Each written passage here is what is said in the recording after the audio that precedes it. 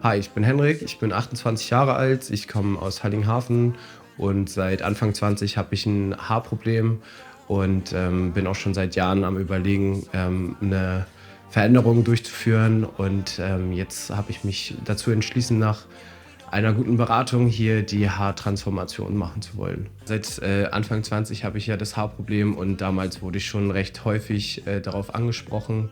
Und damals war das auch ein sehr großes Problem für mich.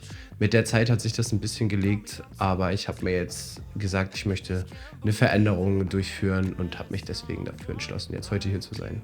Ich spiele seit 24 Jahren Fußball und hatte anfangs Sorge, dass das Haarteil vielleicht nicht richtig halten könnte. Ich habe mir dann aber viele Videos angeguckt und in den Videos sieht es so aus, dass der Kleber sehr fest hält. Und ob das wirklich so ist, erzähle ich euch am Ende. We know it's all good. We just keep on vibing, dancing to the moon.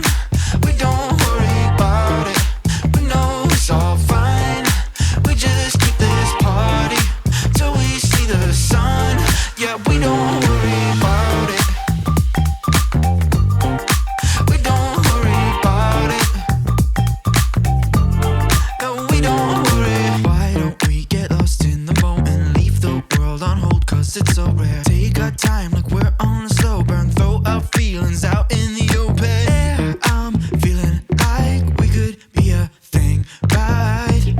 You were so hard to find, and I can't believe that I met someone. So, ich bin jetzt fertig mit meiner Transformation und während der Transformation, als Janet mir die Haare geföhnt hat und ordentlich an meinen Haaren gezogen hat, habe ich gemerkt, wie bombensicher und wie fest sich dieses Gefühl anfühlt. Es fühlt sich einfach nur gut an.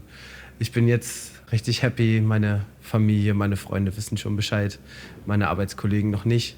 Da werde ich mich jetzt gleich auf den Weg hin machen und bin auf die Reaktion der Menschen gespannt.